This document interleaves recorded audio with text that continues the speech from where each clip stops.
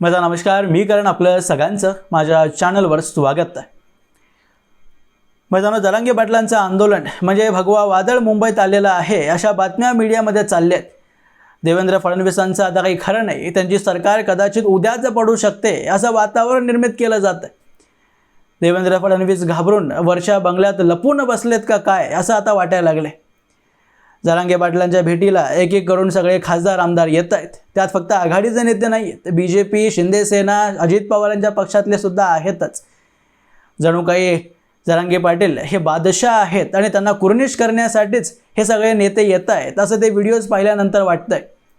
सरकार तुमच्या विरोधात असेल आणि आम्ही त्यांच्या पक्षात जरी असलो तरी आम्ही तुमच्या सोबतच आहोत हे सांगण्यासाठीच बीजेपी मधले काही आमदार त्या ठिकाणी जात आहेत, त्यांना प्रणाम करतायत आणि सांगतायत की तुम्ही आमच्या बाजूलाच राहा, तुमचा आशीर्वाद आमच्यावर राहू दे।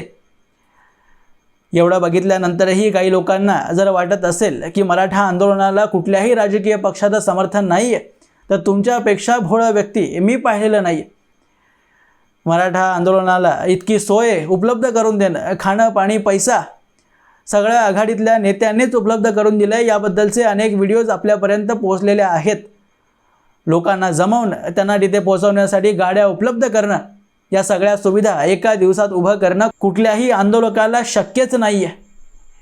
सगळे नेते जेव्हा जरांगे पाटलांच्या भेटीगाठी करताय, ते वक्तव्यबाजी करताय, तेव्हा शरद पवार मात्र ज्यांनी जरांगे पाटलांना मुळात इतकं मोठं बनवलंय तेच एकदम चिडीचूप शांत बसलेले होते।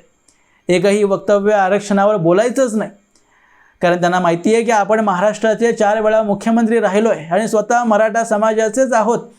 दिल्लीत इतक्या वर्षांपासून मराठा पॉवर म्हणून ज्यांनी स्वतःला मिरवून घेतलंय त्यांना प्रश्न विचारले जाणारच, आणि जेव्हा त्यांना प्रश्न विचारले जातील तेव्हा लोकांना कळून येईल की कित्येक मराठा समाजातील लोकांच्या रक्ताने शरद पवारांचे हात माखलेले।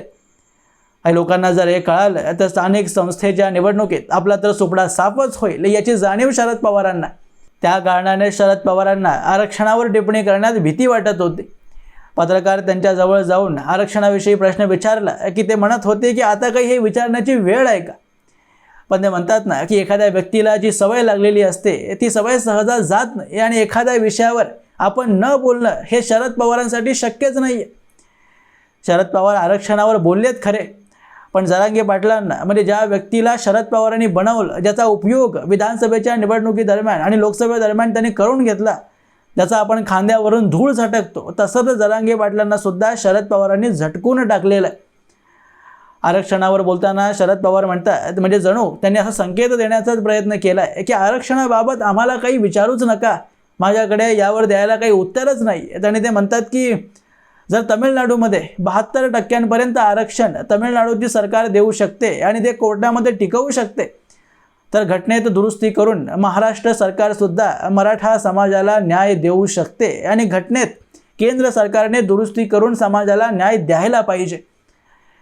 म्हणजे अर्थात आणि थोडक्यात कमी शब्दांमध्ये शरद पवारांनी हे सांगितलं की आरक्षणाविषयी मला खरंच काही माहिती नाही आहे, आणि ओबीसी अंतर्गत आरक्षण देण्यात मराठा समाजाला किंवा जरांगे पाटलांनी जी मागणी केली आहे त्याला शरद पवार तरी समर्थन करत नाहीत। आणि हेही त्यांनी सांगण्याचा प्रयत्न केला आहे की राज्यात आणि मुंबईत तुम्ही हे जे आंदोलन करून बसलाय याचाही काहीच उपयोग होणार नाही आहे, कारण केंद्र संविधानामध्ये दुरुस्ती करणार म्हणजे राज्य सरकारच्या हातात काहीच नाही आहे।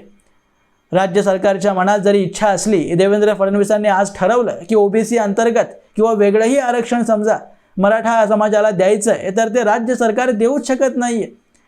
आणि जरांगे पाटील ज्या मागण्या करतायत ते फक्त मूर्खपणाचं उदाहरण आहे, हे शरद पवार आपल्याला सांगतायत। पण शरद पवारांची ही जुनी सवय की आपलं नुकसान होत असलं तरी समोरच्याचाही फायदा होऊ द्यायचा नाही, तोही पडलाच पाहिजे, यासाठी शरद पवार प्रयत्न करत असतात। त्या कारणानेच आपण आपल्या खांद्यावरून जी धूळ झटकतोय ती धूळ त्यांनी मोदींच्या आणि बीजेपीच्या चेहऱ्यावर पडावी हा प्रयत्न केलाय। शरद पवारांनी हे वक्तव्य देऊन मराठा समाजाला भ्रमित करण्याचा प्रयत्न केलाय। आंदोलनात जे गोरगरीब लोक सम्मिलित झालेत, मी असं म्हणत नाही की जरांगेंच्या आंदोलनात सगळेच पक्षाचे कार्यकर्ते, अनवाणी पायाने काही गरीब मराठा परिवारातले लोक सुद्धा मुंबईत जरांगेंच्या नावावर आरक्षण मिळेल आणि ते मिळाल्यानंतर काहीतरी मोठा चमत्कार होईल ही अपेक्षा ठेवून तिथे आलेले। आणि त्यांच्यासमोर सरळ सरळ खोटं बोलण्याचं काम शरद पवारांनी केलेलं आहे की तमिळनाडूमध्ये जर आरक्षण 50% जास्त म्हणजे 72% जाऊ शकतं तर महाराष्ट्रात का नाही। एक तर शरद पवारांना आपण करेक्ट केलं पाहिजे की तमिळनाडूमध्ये 72% आरक्षण नाही तर 69%च आहे आणि तेही 69% आरक्षण कोणत्या वर्षी मिळालं हे शरद पवार तुम्हाला कधीच सांगणार नाहीत, कारण जेव्हा ते तमिळनाडूमध्ये झालं तेव्हा महाराष्ट्राचे मुख्यमंत्री खुद्द शरद पवारच होते। हा प्रश्न जे आज बीजेपीला ते विचारताय ते जर मुख्यमंत्री असताना स्वतःला त्यांनी विचारला असता, तमिळनाडूची सरकार जर 69% आरक्षण देऊ शकते तर मीही माझ्या मराठा समाजाला महाराष्ट्रात आरक्षण देऊ शकतो आणि सरकारही काँग्रेसचीच आहे केंद्रात, त्यामुळे मला काही अडचण येणार नाही हे सगळं करण्यात, याविषयी विचार शरद पवारांनी त्यावेळी केला असता तर हे सगळं आज घडलंच नसतं। पण शरद पवार कधीच हे कबूल करणार नाहीत, कारण आपल्या चुका कबूल करण्याची सवय ही शरद पवारांना नाहीच आहे।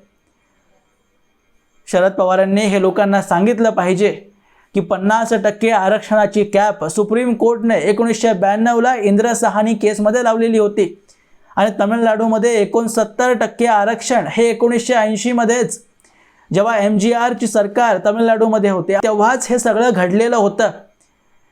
त्यानंतरही जेव्हा 50%ची कॅप आली 1992ला तेव्हा तमिळनाडूच्या मुख्यमंत्री जयललिताजी होत्या, त्यांना लगेच याविषयी चिंता वाटायला लागली की कोर्टाने 50%ची कॅप लावली तर उद्या कोणीतरी आपल्या आरक्षणाच्या विरोधात सुद्धा कोर्टामध्ये जाऊ शकतं आणि हे आरक्षण आपल्याला गमवावं लागू शकतं। त्या कारणाने 1994ला काँग्रेस सरकारची मदत घेऊन त्याने संविधानातल्या 9व्या अनुसूचित एक कायदा पारित करून आपल्या राज्यातलं आरक्षण सुरक्षित करून टाकलं। आणि तुमच्या माहितीसाठी मी सांगतोय की संविधानात जी 9वी अनुसूची आहे जर त्याच्या अंतर्गत तुम्ही कोणताही कायदा पास करता तर ते सुप्रीम कोर्टामध्ये चॅलेंज करता येऊ शकत नव्हतं। त्यामुळे 9व्या अनुसूचित आपण जर कायदा पारित केला तर कोणीही आपल्या आरक्षणाला हात लावू शकत नाही हे जयललिताजींना माहिती होतं। त्या कारणाने जनतेची काळजी घेऊन त्यांनी त्यावेळीच ज्या काही तरतुदी करायच्या होत्या त्या केल्या। पण आमचे शरद पवार ज्यांना जाणता नेता हे पुरोगामी लोक म्हणतात तर ते फक्त काळ्या करण्यातच व्यस्त होते।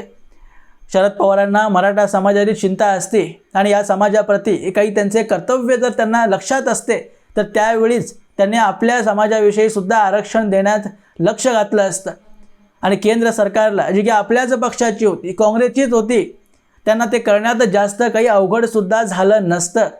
पण शरद पवार तर आरक्षणाच्या विरोधात होते। शरद पवारांचे असे अनेक वक्तव्य आहेत ज्यात ते म्हणतात की मला फक्त आर्थिकदृष्ट्याच आरक्षण आवडतं, आर्थिकदृष्ट्या जे लोक मागास असतील त्यांनाच आरक्षण मिळालं पाहिजे, जातीवादी आरक्षण आता बास झालं, लोकांनी यावर विचार नाही केलं पाहिजे। अनेक लोकांना आता याबाबत प्रश्न असेल की नरेंद्र मोदीही मराठ्यांना 9व्या अनुसूचित आरक्षण का देत नाहीत, कायदा पास करून तुम्ही आरक्षण देऊ शकता आणि ते कोर्टात चॅलेंज सुद्धा करता येणार नाही।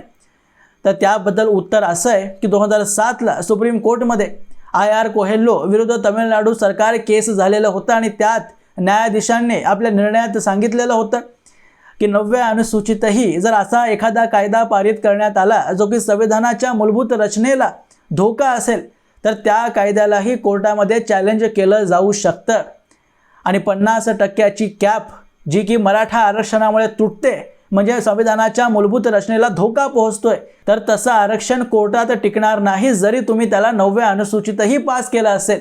आणि मी तर म्हणतोय की जरांगे पाटलांना जे नेते आझाद मैदानावर जाऊन भेटतायत तर त्याने जाहीर करावं, नाहीतर जरांगे पाटलांनीच असा एक बोर्ड लावावा, अशी अट ठेवावी की मला भेटायचं असेल तर तत्पूर्वी असा एक व्हिडिओ त्यांनी जाहीर करावा की मराठ्यांना OBC अंतर्गत आरक्षण देण्यात यावं, यासाठी आमचा पाठिंबा आहे।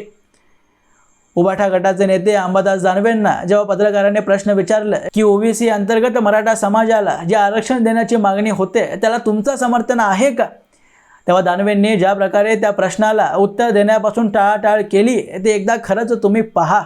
पण जपल्या पाहिजे म्हणजे ओबीसीतून दिलं पाहिजे का नाही दिलं पाहिजे हे पहा, मुद्दा काय आहे, जी भूमिका मराठा समाज ज्या आता समजा मराठवाड्यामध्ये हैदराबादच्या ज्या गॅझेट आहे ते जे ओबीसी आणि मराठा काही वेगळे नाहीच आहे ना। माझा साधा प्रश्न आहे की ओबीसीतून दिलं पाहिजे का नाही दिलं पाहिजे। नाही. हे पहा, मराठ्यांना आरक्षण मिळालं पुन्हा पाहिजे. विचारतो, माझा प्रश्न आहे हे ओबीसी पहा, मी मराठा म्हणून आहे, मी कोणाकडून घ्या आणि कोणाकडून ही परिस्थिती सर्वच नेत्यांची आहे, कारण हे आंदोलन फक्त देवेंद्र फडणवीसांच्या विरोधात आहे. त्यामुळेच आम्ही जरांगे पाटलांना समर्थन करतोय आणि त्या कारणाने ते लोक रसद पाणी जरांगे पाटलांना पोहोचवत आहे. बाकी ओबीसी अंतर्गत आरक्षण कसं मिळणार, त्यात काय तरतूद करण्याची गरज आहे आणि आपल्या पक्षाचं त्याला समर्थन आहे का, अजून अशी कुठलीही भूमिका एकाही पक्षाने म्हणतोय स्पष्ट केलेली नाही आहे. आणि आज तर शरद पवारांनीही हे स्पष्ट करून टाकलंय की मीही ओबीसी अंतर्गत आरक्षण देण्यापासून मराठ्यांना समर्थन करणार नाही आहे.